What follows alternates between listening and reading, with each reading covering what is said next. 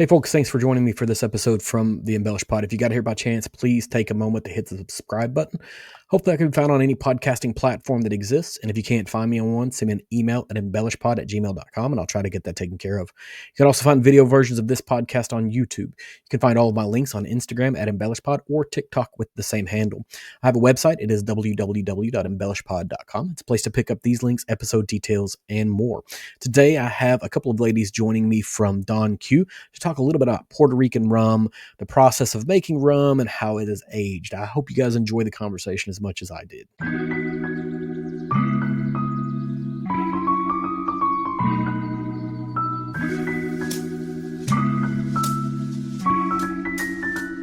Good morning, good afternoon, good evening, whenever you happen to be consuming this. Thanks for joining us today. I have a couple of folks joining me from Don Q Rum. I'll give you guys an opportunity to introduce yourself and kind of let us know who you are, and then we'll start with some questions. Great.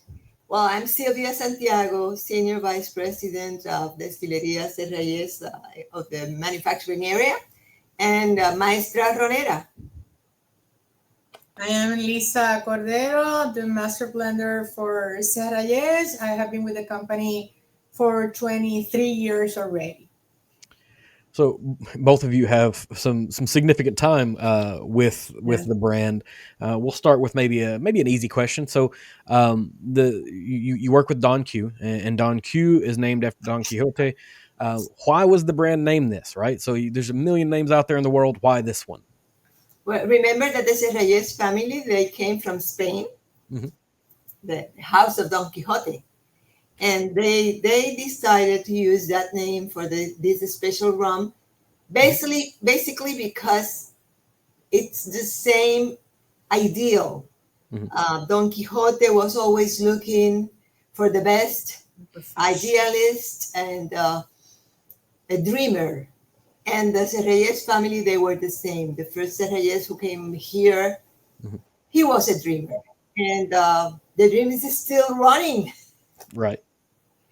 So you're continually looking for the best, right? And that's with a lot of different things that could be out there. And one of those, we'll just start at a foundational level. So the water that you use for Don Q's rum is pretty special. How does the Rio Inuban contribute to your rum's distinctive character? How important is it to the brand? We'll kind of start there. It's important. It's part of our history, in fact, because the Reyes has they can use this water because of the agricultural and everything else, and this agreement comes before the Spain and the United States came here, and it's a very special water, as you well said.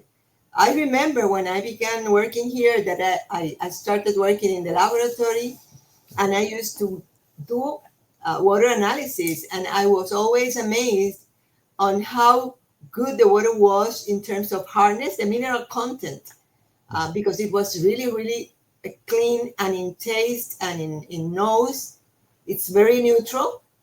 So that's imparts to the product a very special character. Remember that we use the water for the fermentation process, for the distillation in terms of after distilling and cooling, and you also use it for dilution and during the process of aged product also.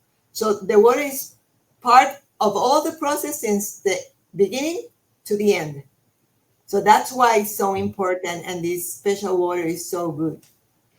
Okay, and pivoting off of that just a little bit, right? And so you're using it as a part of the fermentation process, the distillation part of it, and then you also mentioned for diluting it down, for proofing it down once you're kind of working the other side of it. I guess for you, Liza, how important is it to try to make sure that you don't hide the water, or how does the water impact your blending capabilities? Oh, it's fundamental because first we want a water that does not go against the rum. So this water has, after the treatment, because we use DI water for especially for the proofing, that same water that goes through all the process and being from the Inuban River and this natural separation that takes place, it allows for less chemicals. So when we go to the DI water, the process is very simple, but we lack of smell and taste. So it cannot go against my rum. It cannot compete with the character of the rum. And by the way, every day we evaluate about 2 or 3 lots of DI water. So we make sure that the water that is used being for proofing as well as for diluting for barreling is the same quality. So we have some standards, and that's something that we are very cautious about.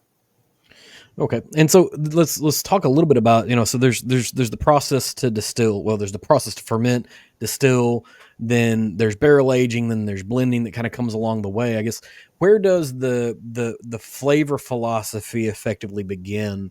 I would assume it begins prior to fermentation, but there's a lot of levers to pull along the way. Kind of walk me through that a little bit if you won't mind. First in fermentation, is for us first is the I would say the yeast. The yeast is proprietary, is our own strain. So with that yeast in contact with the molasses with the fermentation, there are some congeners that start to take place as part of the reactions. So that congeners are pretty the same because our yeast is a very good worker. It has always the same profile. So when we have this fermentation that takes about 40 to 44 hours, then when we go to distillation, it's important that for light rum, we maintain always the same character. Our product has to be this clean, but not without any smell, any sensorial specific. It's very nice. Although you have that rummy character, is small, but you have always to have that profile. For the heavy rum, which is more convenient because it's only one distillation column, again, the same profile is always what we get in the distillation because our fermentation is very controlled. So I would say that since fermentation, the flavor profile is being monitored and controlled. I would say also, and Lisa is, it's amazing when she speaks about the yeast, but even starts before that. Let me tell you, our raw materials is sugarcane molasses. And we, in Puerto Rico, there is no grow of sugarcane molasses any longer in an industrial capacity. So we have to purchase that from other countries. But that doesn't mean that we cannot control the quality of those molasses, because not all molasses are good for rum making.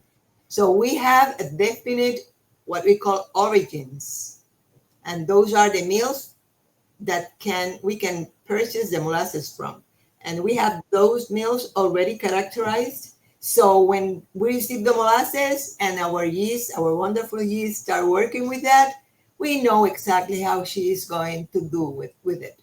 And we have so much data that we characterize every molasses. So we are data paranoid people. We like data, data and evaluating. Yeah, I value data highly as well. I work in the software industry. You mentioned your sugarcane molasses, so maybe this is a good place for us to kind of talk about that a little bit. You're importing this, and there's acceptable molasses that you're going to use and unacceptable ones, and there's some degree of provenance that you're going to kind of follow through here. When you're selecting a molasses that you want to use, are you doing that by taste, by sight, by chemical analysis? Like how do you pick which molasses you say this is the one that we'll use? That's right. It's a little bit of everything what you said. We've analyzed the chemical composition of the molasses, and even though the sugar content is important, the ash content is important. But really, for example, sugarcane molasses that could come from countries that has a lot of groundwater with sulfur, those are really bad molasses for rum making, because you won't ever get rid of those sulfur characters. So those are the kind of thing we have characterized the components that we prefer. And of course, the taste and the smell are important, because those are going to stay there. Even if you distill, there are components that stay there all the time until you get the product in a bottle. That sounds like a nightmare, right? If you accidentally got some molasses with some sulfur and you run it through fermentation and distillation. Now you've got it in your stills. Then are you ever able to, kind of get that full thing out?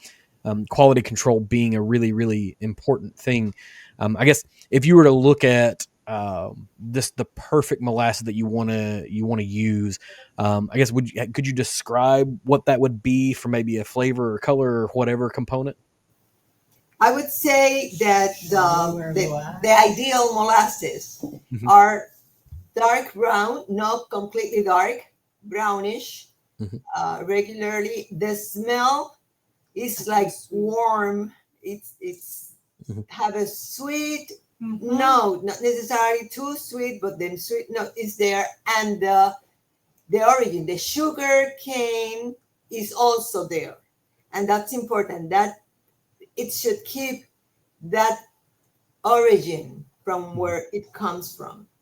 So that smell is really important because, again, you're going to stay with that smell the rest of the process. Yeah. So that's really important. In taste, you find the sweetness, but you also find that it's kind of harsh because it has a lot of other components. Yeah, it's raw. It's raw. But you don't find any off note, anything objectable. It's really that kind of character that you are looking for in the molasses. And of course, in terms of sugar, at least 55% sugar is the minimum in a blackstrap molasses. The ash content should be less 8 or less. Nowadays, sometimes it's kind of difficult to find those, but you can manage working with that percentage. So, and you mentioned this, maybe. So a lot of folks have an idea, at least a lot of folks in the United States have an idea that when you say molasses, they're thinking of the molasses they get in the jar and that they put on something, whether it be a biscuit or a pancake or whatever. At 65% sugar content, are you looking at more of a liquid than that? Or are you looking at that thick of a syrupy liquid?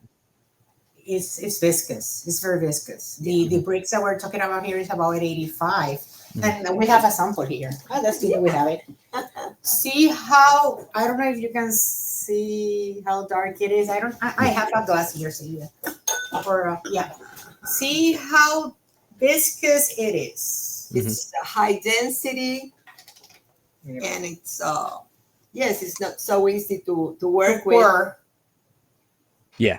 It's very viscous. Yeah, that's exactly, I think, what's in all of our minds. But I also know, regionally, we have a sorghum cane here that you can make a molasses out of. But when you do your initial pressing, it's a green liquid. It's not got, it's not been reduced down yet. And so I always want to ask the question because some places may be getting the green liquid that they're going to cook down, reduce into their own molasses, and then make. You're just looking for high quality molasses to begin with. And John, excuse me, let me take advantage of what you are saying to tell you that under the USA regulations, you have to use sugar cane molasses. Right. That origin, that first name, the sugar cane, it's important in order to call what we produce a rum. You cannot use beet molasses or nothing like that. It has to be sugar cane molasses. Yeah, and that's the other thing that a lot of Americans don't realize is that there's a lot of different kind of molasses out there, right? They come from a lot of different sources, and this is specifically sugarcane molasses because it's a regional component. It's part of it. So you're bringing in a significant sugar quantity. You're mashing it. You're distilling it, and then is there any sweetener after that, or is it just what comes in the molasses? No, it's what comes in the molasses. It has a lot of sweet already. It already has it. No. We after the distillation that first in fermentation that you have the consumption of the sugars that convert to alcohol. In distillation, we don't have any sugar, and from that point on, no, we don't have any sugar added. We don't add any sugar to barreling or products. No, nothing. In the regular rums, and that's important. And I know that probably you have this question for the future. Yes, in our regular rums, we don't add sugar because, and it's, there are styles of making rum. In our case, we really believe in the traditional way of making rums, and we understand that if you do your fermentation, your distillation, your aging and blending correctly, you don't need to add anything else, just to make the rum palatable and enjoyable. So that's probably an answer for a question that you might have later. Yeah, no, it's perfectly answered, and it's kind of the direction I was going. Earlier on, you mentioned, and when you were talking about distilling, you mentioned light rum and heavy rum Yes. as a part of the distillation process. Can you kind of give me an idea? I guess there's going to be two parts to this question: an idea on the importance of having those two things being separate, and then kind of the next step down the line is, how do you approach that whenever you go to blend these components? Yes. Well, the light rum, it's fair to understand that it's a shorter fermentation. And when we make light rum, we go through a multi-column system. It's not a single distillation. We have about 6 columns in which each one of them have their purpose, separating heads, separating fusel, etc., until getting to the product that we have that is clean, that is neutral, but has this rummy character, very unique, mild, but it has the rummy character. And when you see analysis, as an engineer, we're always on our analysis. So it's a pretty clean product. When we go to the heavier rum, longer fermentations, because you have, there are some components and some bacteria that start converting the alcohols and forming organic acids. So that is only a single distillation. So you have more congeners in the product because it hasn't gone through so many separation steps. When we go to mixing them for our aging, we either age the light rum, the heavier rum, or a blend of the two of them.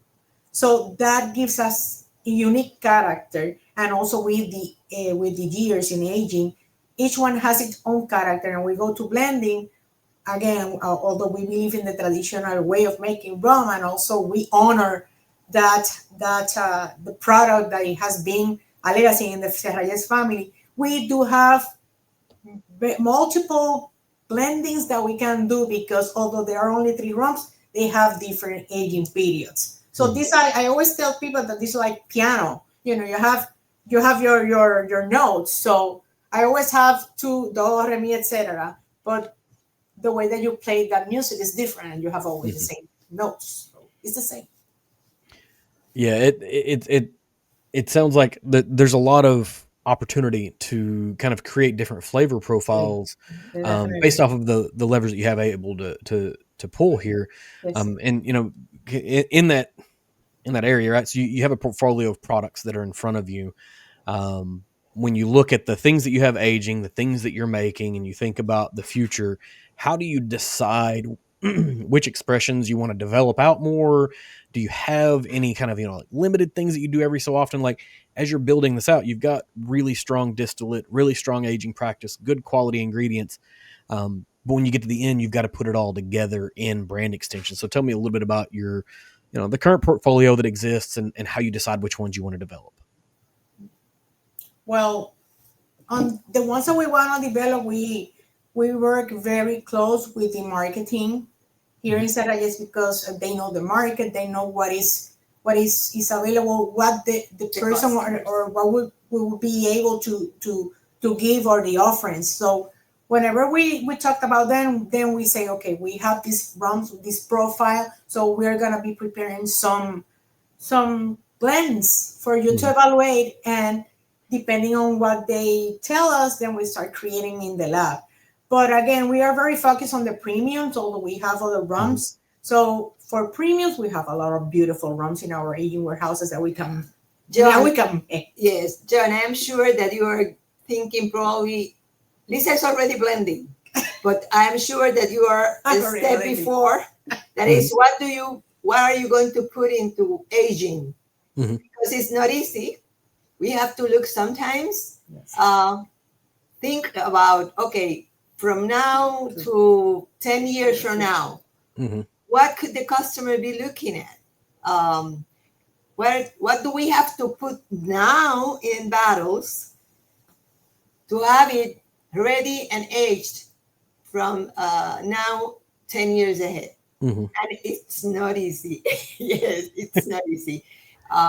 we have like a magic box. It's really a magic. There is a lot of math inside that magic box that help us run different scenarios and possibilities. And regularly, you have to play and probably put some more product that you would normally put, because you have to be ready in case that happens. Yeah, a new product. When the marketing people come to asking for a new product, and probably they come here and say, hey, can you make like a rum with more woody notes and more dry character and whatever, and then we have to remember, okay, what do we have in our warehouses? Let's try, and we ask for samples. But that product has to be there for us to go before to do that blend, because the aging takes time. Yeah, without a doubt. And that you mentioned kind of keeping track of the stocks that you have on hand, because you're inevitably going to get, I work in product management in software, and we're an awful lot like marketers, where we show up with a really great idea and then someone has to like make that idea a real thing. Right. And so that's what they're doing. Marketers are showing up and saying, hey, we want that exact thing. How do you keep track of what you have on hand? So, if you can build out the idea that, somebody who was riding in a taxi cab and thought, I have this thing, let's see if we can make it. Now they're bringing it to you to solve. How do you keep track of that? Ooh, there is a lot of information gathered, and it's an information in a separate file that not too many people is allowed to look at. But yes, the information is there. And let me tell you, there is a lot of notes that you have to keep, and that's important. Because remember, we distill today, we do the tasting, we do the sensory analysis, and we write down what we found in that product that was distilled today. So when we put that into the aging, probably a year from now, we get a sample and check again and see the development of the product. And we write down again, because we assign a lot number. So we have to go back to the lot number file and write down, okay, after 1 year, what's the characteristic of that rum? How is evolving? So we have a complete traceability of what we use.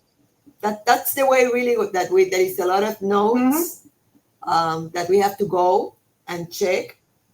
But most of the time, John, what tells you what goes or not or don't go is the nose and the mouth. Perfect. And what you're having to do is it's the same thing as a person who plants a tree to create shade for their children, right? You're putting stuff in a barrel and you're going to see what comes out at the other end, because you've got this 7-year expression that has to be at least 7 years old now, and so now you've got to kind of age it out to that level. And as I spend a little bit of time kind of examining what's happening, at least in the North American spirits market, there's this retraction that's happening around whiskey, and it's not, kind of as bad as maybe some places. It's really bad for some folks, but it's not as bad as some news outlets would have it. But that means that if there's less people consuming whiskey, those people are probably going to consume something else. How does that factor into your planning for rum? Do you expect it to see a growth over the next 5 years because there's new consumers in the market, or do you think you stay steady, or do you have some experimental things that you're going to do because you think that's what's going to do it? How do you project your 10 years to look like? It's pretty, as Liza said, it's a teamwork together with marketing people. They have their ear on the floor and with the customers, so they know. And even though, as you all said, sometimes there are years that the sales go down and you said, okay, I have to put less rum into aging. You don't do that. You have to keep an inventory, and you have to keep looking at that marketing, because that's really, it's like waves. Sometimes down, sometimes up. And you have to be ready when if today is down, and probably from 2 years from now it's going to be up, you better have the rum to fulfill that marketing demand. But what we know is that people are getting more educated. People know more about rum. and they are requiring from us more in terms of how special, how unique. So for me, as the blender, believe me, I have to be very cautious on the rums that we use on the blendings, because sometimes 1 meal or 2 meals is so different in flavor and the profile that we want to offer. So we have to keep in mind that we are targeting people that really know what they want. You know, people are it's a different market. They are more educated and ask a lot of questions. Yeah, the aged spirits game is definitely not a short or quick game, right? You're in this for a while. Yeah. Don Q has been, kind of communicated as Puerto Rico's #1 rum. What does that mean to the two of you as you work on this brand that is favored? Is it culturally significant to you? Is it personally significant to you? I mean, for the business, it's significant, right? You're making money. That means you're #1. But is there a sense of pride in being, part of the #1 in Puerto Rico? There is pride, of course, but something, at least to me, and at least I can say her side, but to me, inspired respect, make me do my work the best that I can, because if the customer is choosing us, we should give them the best of the best. That's the way to do it. So it's really like a responsibility to our customers. We feel happy and pride, but it's a lot of work to keep that place there. I mean, Don Q is Puerto Rico, and I'm proud as Puerto Rican I am. I'm very also proud to be working for this company. It's very rewarding when you go outside and you see your brand and you see that people are just in front of something and they just select your product because they know the history, they know how loyal we are, they know how serious we take the quality. And whenever we put a bottle, believe me, there's so much teamwork behind that bottle that I don't know what is we are just so proud. There's no way that we're not proud, but it's really Puerto Rico. That's what we are. Yeah, being able to produce something that is respected as well as that is it's a testament to your capabilities and your stewardship of the work, right? Because you can get there once, maybe through a lot of things, but you don't stay there over time without having really, really strong leaders and stewards of it. And it is you're looking at a family-owned business situation here, competing against major spirits conglomerates, right? There are drawbacks to being the small person in the game, right? You don't necessarily have the financial resources that everyone else has, maybe, or that is broad of a reach, but there are also advantages. So, what do you think the advantages are of being Don Q in the marketplace as it exists right now? Let me tell you, sometimes when you work with big companies that are moved just by the volume, make you, it's like it's tight, you cannot create necessarily the things that you would like. In a smaller company like ours, we can create, our creativity is there, so we can really work well with new products, with more inventive signature. What else? Yes, it's there. In that case, I would say that's something good, being working in a smaller company. Yeah, and we're not saying that you're a small. Maybe I want to make sure I clarify this. You're not necessarily a small company. You're just smaller in comparison to other things, right? Because of course, I understand that. Yeah, because you're making a whole lot of things for yourself, but you also do contract manufacturing, distilling for other companies alongside, right, of what you're doing here. So this is not a tiny place with 2 people and one still in the back or whatever. No. It is a good sized business, but multinational spirits conglomerates are a whole other creature. How do you, I guess, in that vein, how do you maintain your attention on Don Q while also serving for some of these other contract manufacturing that you have as a part of your portfolio? Yeah. So we currently first we produce about 22 million. Well, about no, we produce 22 million proof gallons here. So it the same quality that we aim in distillation for those type of bulk rum consumers is the same quality that we aim for our product. We will betray what we are if we just say, oh no, this is the quality for this, and this is the quality for us. So first quality is the one that guides us. Now the way that we do our aging is what always targets us for the long queue rum, you know.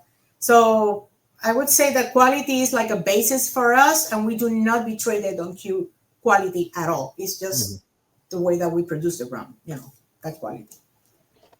So in your aging this is going to be a little bit of a hard jump. So you guys are aging your rum in barrels. Tell me a little bit about the kind of barrels that you're using, maybe size, species. Are you using multiple different kinds of barrels? Kind of give me an idea about that. So we use the American white oak barrels. Obviously, they are born in the bourbon industry, but we buy them from the Canadian whiskey industry because it's not that we don't like bourbon. And I always tell people it's not that we do not like bourbon, but it's not our profile. So we just let those barrels to get a bit washed in that type of product, and we buy them. So all of our rums are aged in American white oak. However, when we start offering rums like the new rum that is going out, like Pedro Jimenez, we just play with another barrel, but for this second aging step. So, but all our rums are based on American white oak, all of them.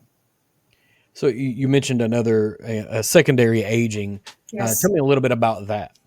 So we, depending on the profile again and what we want to offer, because we always like to offer innovations to the market. And one of the things that we work now is with the double cask finish for Pedro Jimenez, which is the last one that is going to be launched. Beautiful rum. Yeah.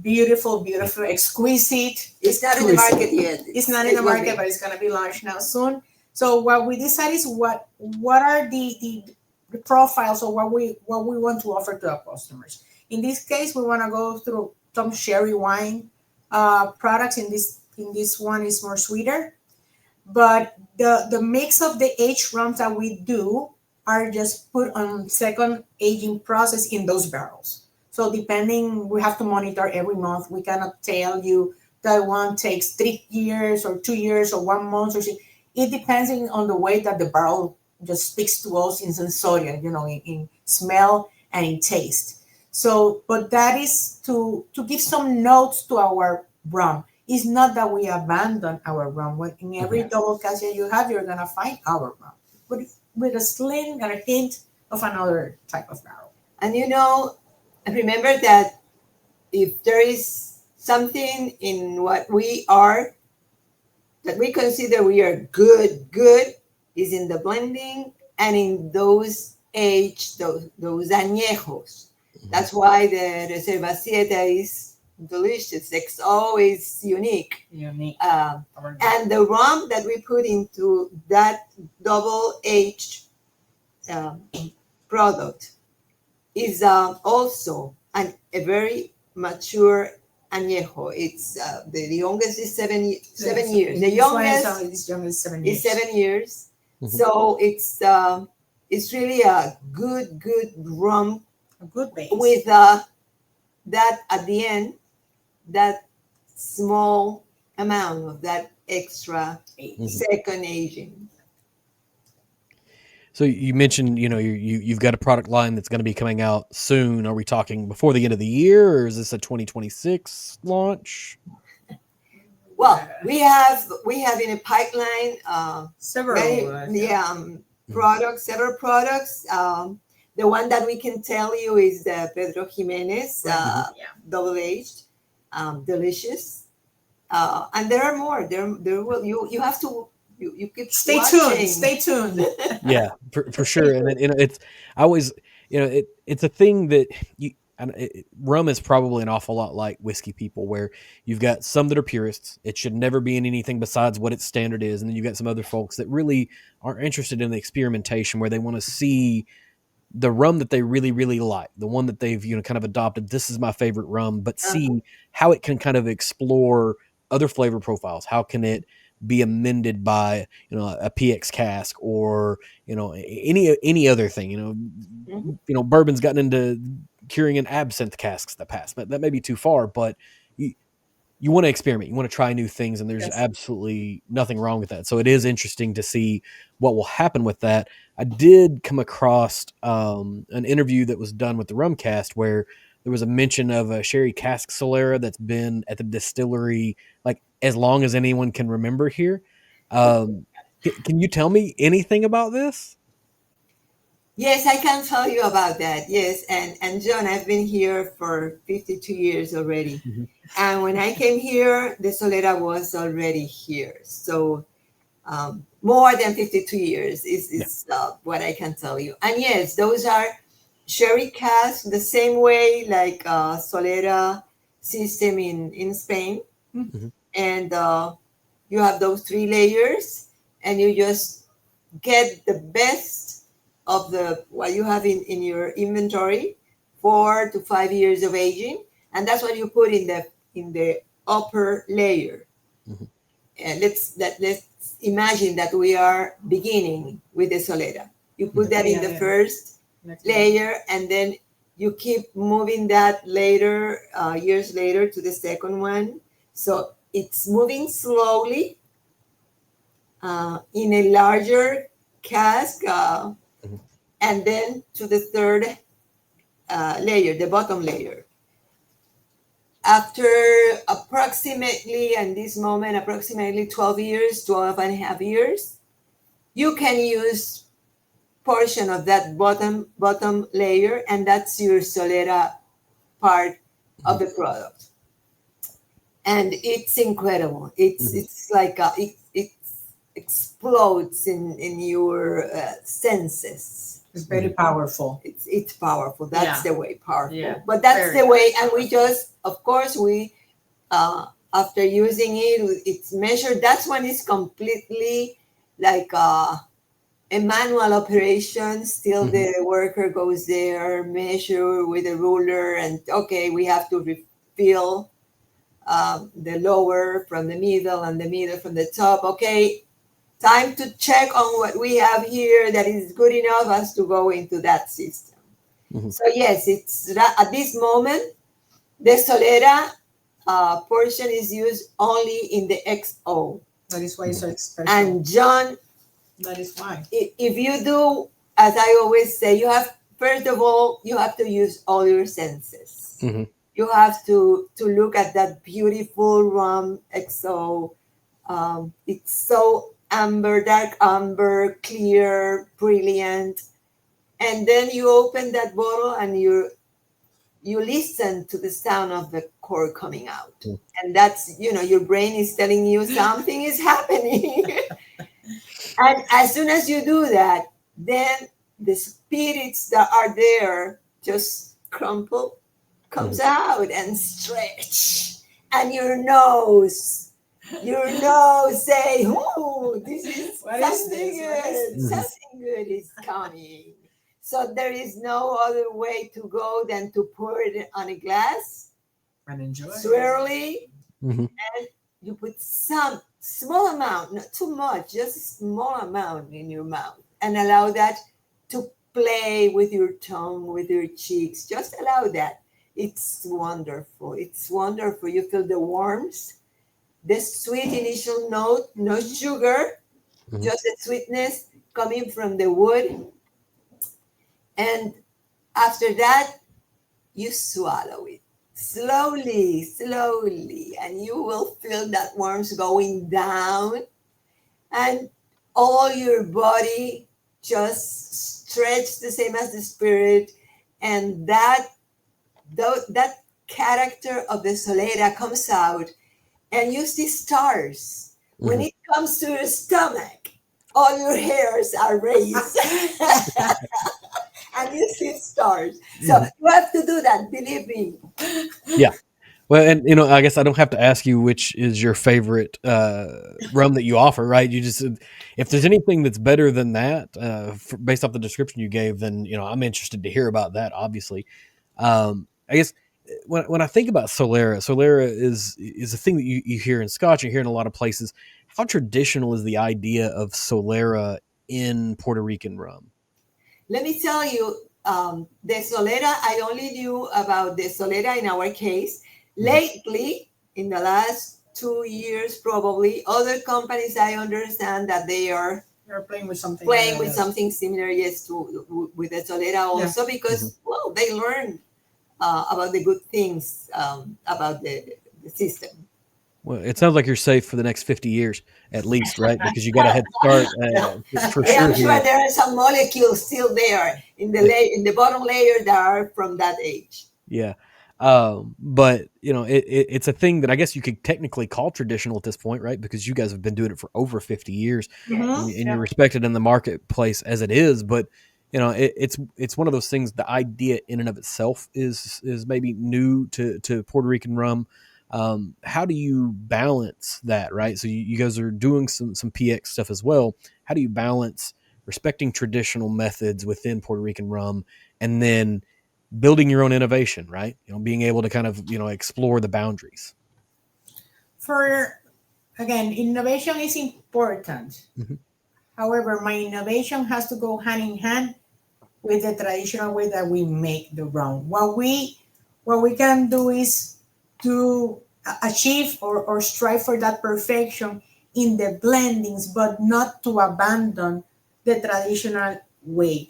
Remember that it's like a betrayal for our heritage. You can do a lot of stuff in the lab and you can play with, we can test, but again, the peculiarity, the aroma, the taste, the personality, the way that we age. Barrels do not make miracles. They just do that perfection with a good rum that gets in them. So it's like altering what is the DNA of our rum. So I cannot tell you another thing that I do not see that betrayal happening. I have to always make the rum the way it is, and innovation in the blendings for the things that we with the mix that we do, and other maybe technical aspects that we can put around it so smooth or for filtration, etc. But not in the other way around. I don't see that. And you're in a chemical manufacturing process effectively, right? This is what you're doing. You're doing chemistry on a regular basis, but it's kind of on the edge of magic as well, right? There are things that are, scientific fact, and then there's other parts that are sort of, kind of guesswork or whatever. And I think about your solera process. I think about aging rum. I think about, the climate of Kentucky versus Puerto Rico, right? Because we age a lot of whiskey here, and I know what our loss is. How do you manage aging stocks in Puerto Rico and what it does for the amount of loss that you might have? How do you sort of mitigate that and guess against it? Well, the losses, as you said, in the temperature. Our angels are happy. We can tell you that. Yeah, so we do know what are the angel losses in the rums at different aging periods, but how do we manage them? We have our barreling program, and we just make sure that the rums that are being used have the aging that they have. So we try to always maintain like the same average. However, we do monitor scientifically the aging. We have a lot of GCs, a lot of analysis that we can do, and we just keep track of everything that is taking place. So it's a complement of how we manage that barreling program and the analysis that we do, that we know what to take out of the warehouses and do the blendings that we need to do. But you know something, John? Yes, our temperature is hot. Our climate is hot. The humidity, but that helps us also, and that's what we try to take advantage, because the aging goes faster. Aging, as you will know, are chemical reactions, and regularly the chemical reactions go faster with temperature. So that's exactly what happens. So that the temperature and the reactions help us to develop, for example, new products, because we can go faster in do and see the results of the aging. So Also Yeah. good. So I also wonder this, right? So part of the aging process, what comes out, after 7 years, may not match every other barrel that's sitting next to it, right? There's a Yes. significant variation that kind of Oh, yeah. occurs, and Mhm. some of that can be blended away, right? Not blended away, but blended into a kind of a Right. more robust flavor profile. But what do you do with the ones that are just way too off profile? How do you manage the ones that don't fit exactly what you want to do with at least the premier lines of Don Q? With the ones that do not meet the what? Uh, They, they don't. The They're maybe characteristics. too okay, far Or off the that, flavor profile. okay. So, well, we have, let me tell you, we have a lot of different other products, uh-huh. other Mhm. lines. So, yes, sometimes you have, because of even the position in the warehouse Mhm. or the condition Okay, I of got the it. Yeah. barrels, whatever, Okay, I got your when version. Okay. you check the product, that battle, it's like different. It's See. not it's not mature enough, let's say, or something like that. So you can do several things. You can just leave the battle to Mm-hmm. stay longer, Mhm. Mm-hmm. to see if it evolves properly for later. That's one of the things that we can do, and normally it happens because sometimes there are battles that needs more time just to release the wonderful magic that they have. But as you well said, one of the excellent characteristic of the blending is that you can work with that, Exactly. That's what I was gonna say. and Yeah. you just allow those batters to stay longer. Okay, let's work with these ones and see what happened from now to 6 months from now, let's say. But again, that is when we that eye or that monitoring that we have in the aging. I have to say that doesn't happen very frequently Mhm. because we track our aging. However, if in a blending you have some small deviation with the blending, you can adjust.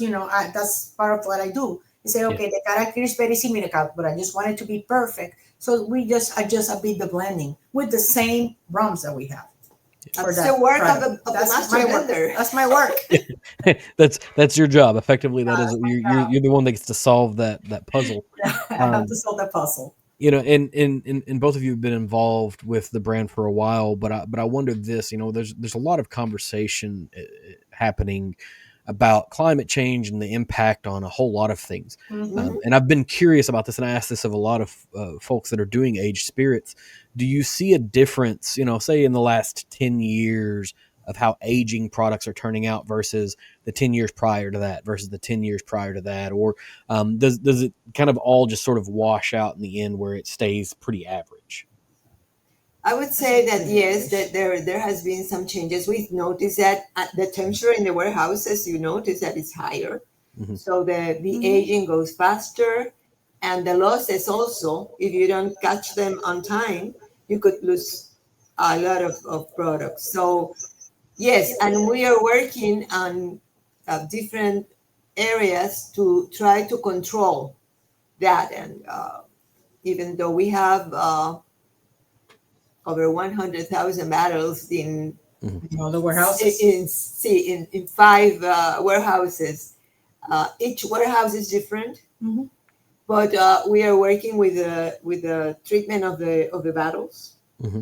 to help with that situation carefully, because you don't want to change Mm-hmm. the profile in the battle, and anything that you do with your aging can technically can affect the result, and that Hmm. has to be done very careful. But yes, we are working with that because definitely the climate change is happening. Yes, it's happening. Yeah, that is. It's true. Yeah.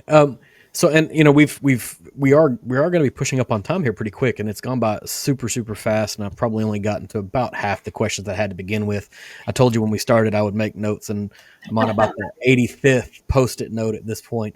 I guess we probably do need to mention, you guys sent over a couple of bottles. Let's at least talk about the product line and the things that are actually out in the market that people can go buy today.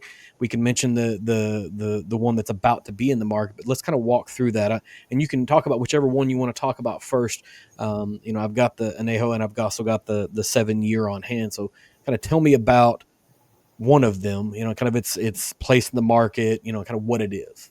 Well, I already talked about the XO. Let's talk about I gave you my description on how to drink it, but go ahead with the Reserva 7. Oh, so Reserva 7.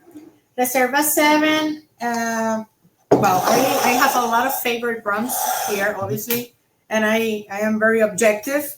But Reserva 7 is unique. You know, the natural sweetness that butterscotch know that you have on mouth, how the velvety aftertaste that is so special, because when you put a Reserva 7 and you compare it to Reserva XO, for example, you see a Reserva XO is like more elegant, you know, more determined, and to those tobacco notes. This is a bit more vibrant.